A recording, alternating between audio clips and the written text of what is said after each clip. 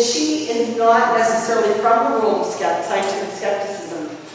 She has a lot of wonderful qualities, and her love of life, I don't know how I would say it, but she sometimes has in the past kind of had an openness to things, and we love that about her. And Karen has, through association with me and a trivia group that I run, it's a social trivia group, and if you're interested in Zoom and coming on trivia on Thursday nights, we'd love to have you. It's every Thursday. We've never missed one. 250 next week. And Karen has been a huge part of that. And she's embraced the social aspect of it. So she has never been to a large skeptic conference, or she's only been around communities like this. And so this year, she was able to go to SciCon. And so I asked her if she would give a talk, and I want to make this a constant thing, because last year, Greg did this talk, his impressions of going to SciCon for the very first time, kind of told me pictures and so on, the experience. And I love this, a first-time person going and seeing our community with new eyes, fresh eyes, with not stem cells, I'm sorry, with fresh eyes. And I love looking at this from their aspect. So everything today is recorded, whether it's going to be great recording, I don't know. James done a wonderful job, and Tom, who was here earlier, helped out a lot. But I'm not a videographer, but I will put something out. But anyway, I bring you Karen Araujo. Thank you very much. Appreciate that. And while Susan is offering accolades to all the speakers, and we have recognized and thanked other volunteers here today, I would like us to thank Susan Gerbic for all of her leadership, all of her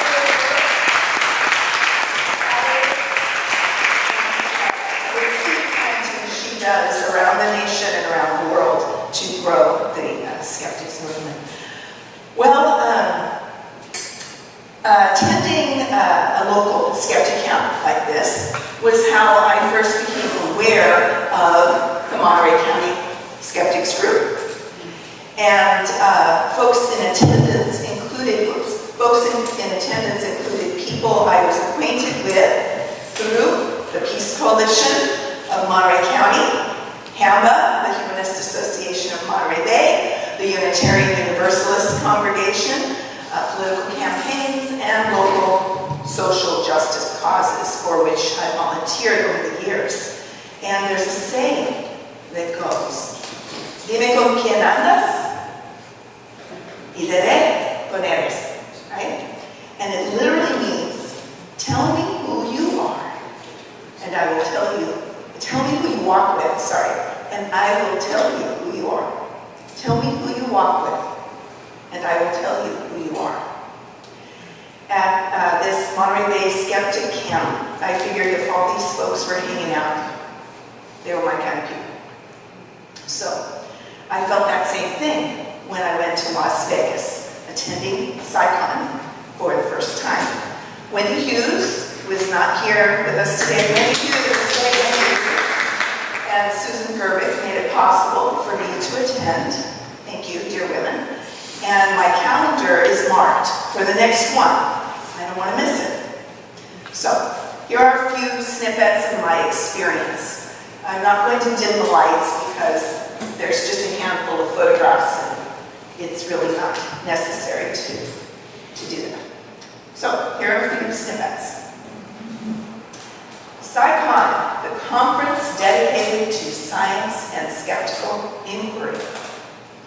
So for newbies like me, and the many curious folks I met on the elevator at the Horseshoe Hotel in Las Vegas, SciCon is not a crime scene investigation convention. It is the annual Committee for Skeptical Inquiry conference. It is the Committee for Skeptical Inquiry Conference, a program of the Center for Inquiry, CFI, that's based in New York State. And they appear to spare no expense. Again, snippets of the things I was quite impressive. They appeared to spare no expense for the best badge holders I've ever seen. I used to be a professional event planner. These have got it made. There are pockets. There is Velcro. There is the logo. They're really big. They have an adjustable lanyard for them. They're the best. Anyway, so, and also the first timer button. The first timer button. That made me smile. As did the cool origami pin here. That was made by our friend Richard Saunders, the craftsman. He was the craftsman on that origami pin.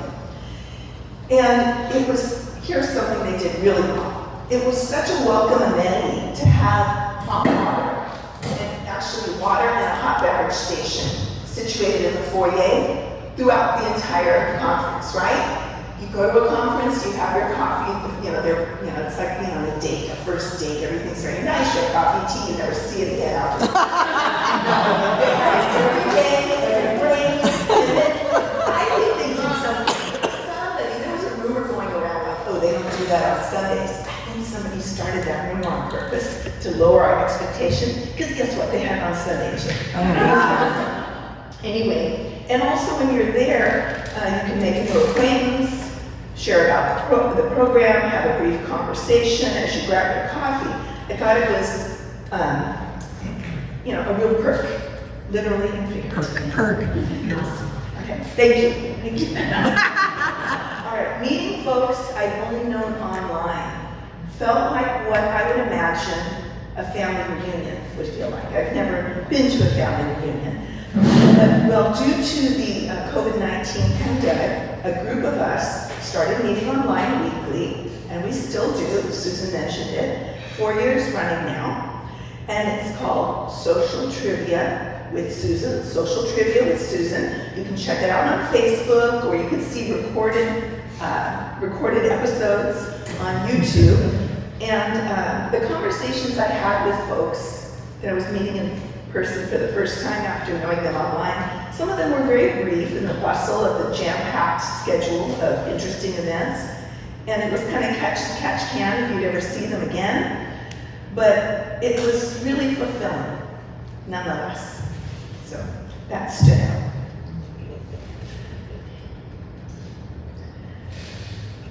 The participatory workshop, Asking Good Questions of Others and Yourself, was offered by Grace and Chip Denton, and it was very engaging.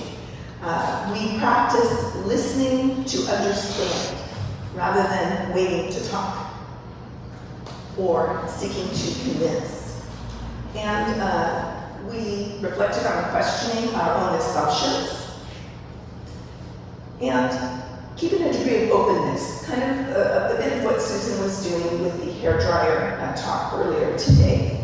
And methods of encouraging posing questions that lead to a better understanding and possibly rethinking ideas, maybe even your own.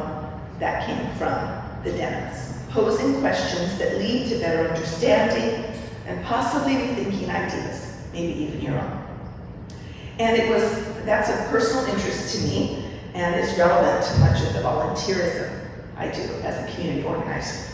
So that was very practical. I found 2 broken spoons in the workshop room, laying at the top of the trash, and I took them. Later it became clear that they were from Tricks of the Tricksters. That workshop was led by Richard Saunders, who's on here. This is online still if you want to check it out at CSI. Richard Saunders, who is an Australian skeptic and co-host of the podcast, the Skeptic Zone. And Kenny Biddle, who is an investigator of scientific claims, is how he self-identifies, and the chief investigator at the Committee for Skeptical Inquiry. Anyway, that took place before Grace and Ben's workshop, and they did spoon making, and they were perfectly good. And I kept them to use as demi utensils later. Whimsical, I'm trying to put this down, as a whimsical serving utensil for a party we had later for ourselves. Having at the bookstore. Oh, they had a great bookstore, and they had an information table there, and it was way down. You had to go a little distance to get there because there was another group using the same floor we were on. But that was wonderful. They have a bookstore, information tables, and you can just wander in there anytime between the speeches. And I thought that was very informative, very interesting, a good place to quietly reflect or meet some new people and have a good conversation. Identifying a single spot to gather between the sessions was very helpful. Where you could go peruse the bookstore area. There wasn't any seating there, and of course it wasn't open after hours because, you know, the hotel doesn't work that way, the convention rooms. So the group usually designates a spot somewhere in the hotel that becomes the gathering space. And the word is casually conveyed, and many of us just found our way there. In this case, it was called the Indigo Lounge. So that was down off to the far side of the lobby casino, and it wasn't crowded. It had ample seating, big long benches to sit on, padded benches, and they didn't sell food, so they didn't seem to mind that we were bringing our own snacks. Nobody said anything, so that was good. And we just got together, and it would have been perfect if there wasn't nearby smoking or a lot of TVs, but that's part of it when you're in Las Vegas.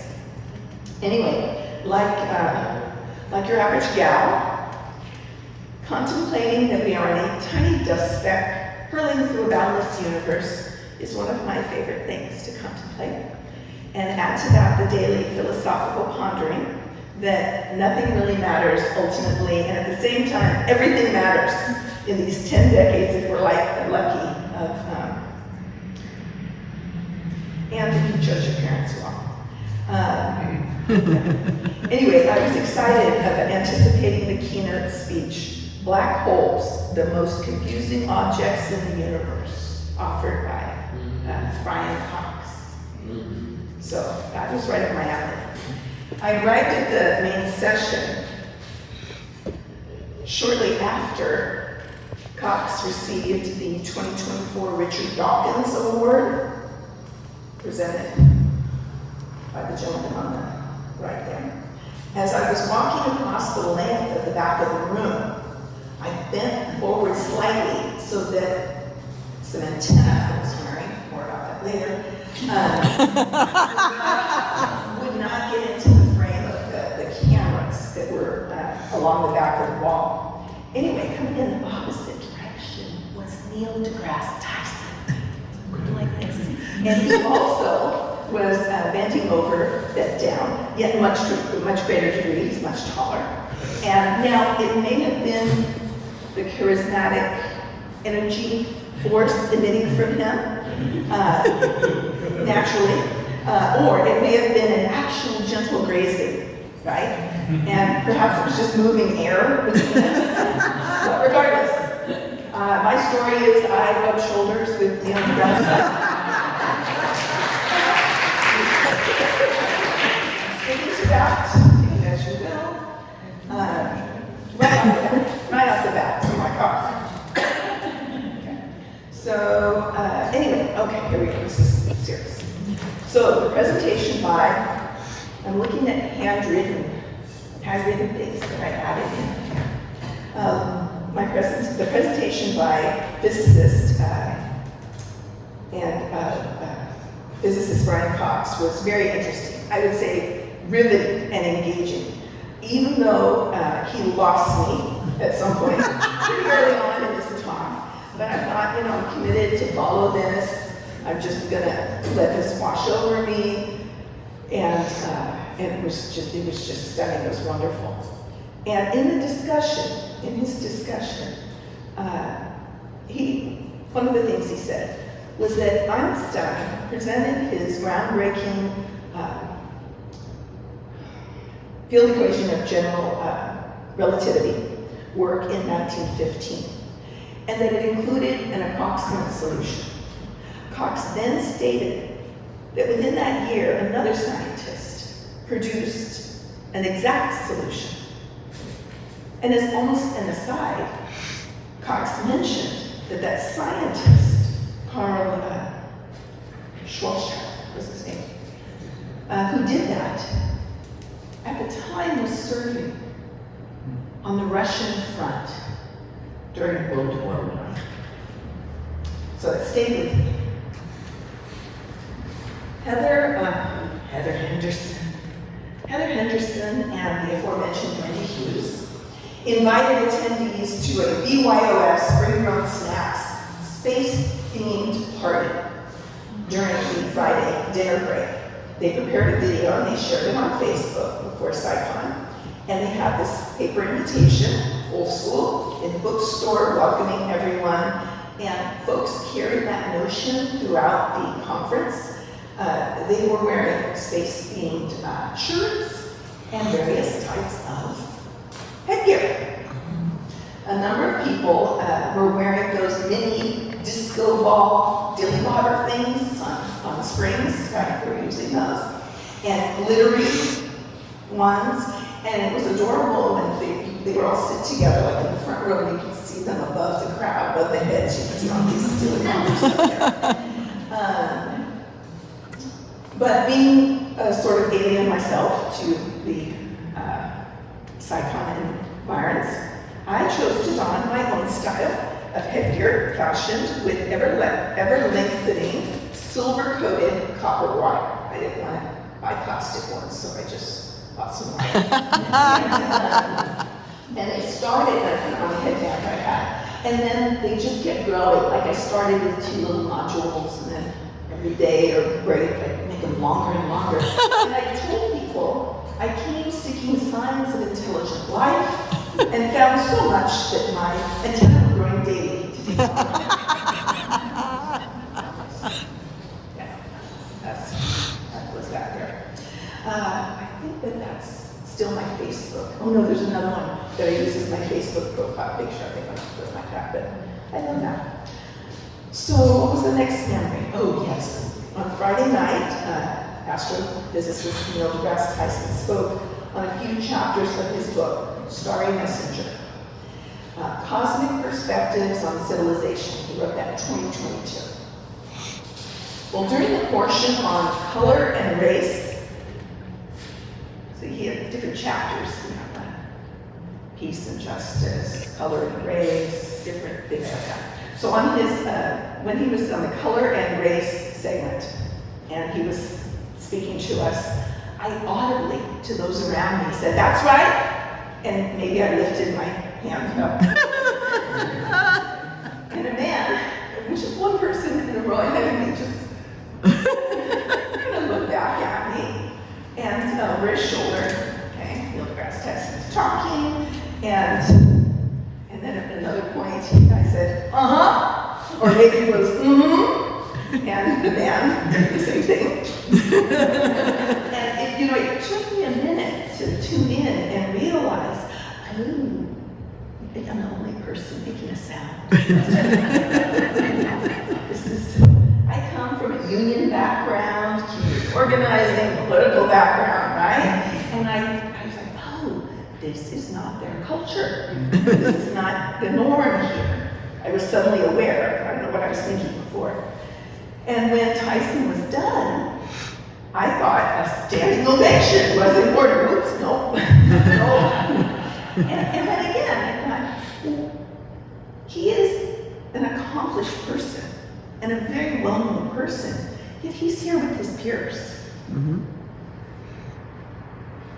And they are not celebritizing him. I don't know if that's a word, so to speak. I mean, certainly people were impressed, as I was, with his accomplishments and what he brings and what he's doing to bring science to the masses and everything. But he was there with peers. And once I realized that and started observing it, there was such a high degree of respect for that and for his space. And he was very generous with his time and interaction. But when he was sitting watching, people were not bugging him. When he was an audience member, and he was an audience member for many of his speeches. So that was interesting. Anyway, regardless, there was no leaving to your feet. I got it. Okay, another thing was, 2 wonderful women, Celestia Ward and Dr. Angie Fiesel Mackey, I believe I'm pronouncing that correctly, invited folks to their suite to watch a newly released video. It's called The Winchester Mystery House, Ghost Busted, Debunking Destination Fear. And that was, can be found on Coleman Watt's YouTube channel, Think This Through. Anyway, they had a kind of a viewing for people there in their suite, and it was hilarious, creative, it was a wonderful experience, and to watch it, albeit very cramped circumstances, with 36 other individuals instead of at home. You'll still enjoy it though, you should check it out. So that was very memorable. And then there was a mentalist, Banachek. Many of you will know who Banachek is. I did not, wow, did he put on a wonderful performance. He's a mentalist, and he was entertaining, and it really left me feeling like a child full of wonder. And I like the honesty of everybody accepting this is a trick instead of there's something supernatural going on here. And it still was very enjoyable, and there was a layer of respect with the wonder. So I really liked that. I enjoyed it thoroughly. And I kept thinking of the late Mark Edward and what his take on all this would be. How wonderful it would have been to share this around Susan's table, us talking about sci-fi. Another thing. Skeptic from Los Angeles, Paula Lauterbach, and I had a small party in our room. That was her idea. That was her idea. I don't have any pictures of it. Oh, didn't happen. I don't The have pictures didn't happen. Go back. I went to someone else's slideshow. That's what you get for not knowing how to use the That's the party pictures right there. It's just the slides of the flowers in the. Oh, there we go. Almost. Oh, thank you. Okay. Yes, I think the problem is the pad. I don't know how to use the pad. Yeah. You describe it. Do an interpretive dance. Yes. Anyway, we're just going to put it on this picture here. It's not showing up yet. Oh, wait, Becky? Yeah. Instead of just 2 monsters. Magic. It's magic. Technology. You mentioned Banachek, and that just made it work. That's it. Oh, you see.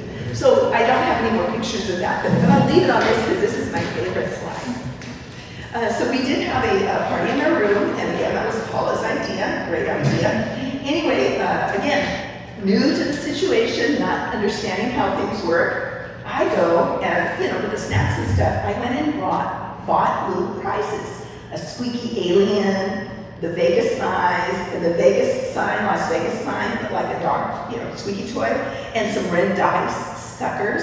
And I thought, we'll play some games, we'll have little prizes. And I also had some political pins that I put out, like little, just a little takeaway gift for our guests.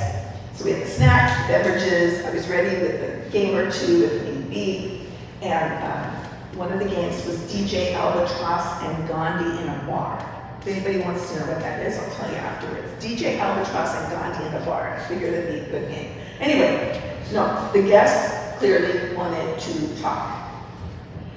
So I think, okay, so we're not going to play games. That's okay. And they did talk and debate and analyze the topics brought forward that day. And as the voices got more and more raised in their enthusiasm, there were 3 ever-changing groups of people, and sometimes 2 groups, having conversations with one another, all moving around, and the voices were getting louder, and I kept checking to see if there was a problem. But no, there was no problem. No one else seemed concerned but me, so I thought, okay, this is normal, this is what they do. So I just thought, all right, I'll just keep playing host and ordering pizza and set up more cheese. So to me that was funny because it didn't even occur to me. I didn't know what I didn't know, right? And it was fascinating. The conversations were great, and no one was upset about anything. They were just talking about stuff.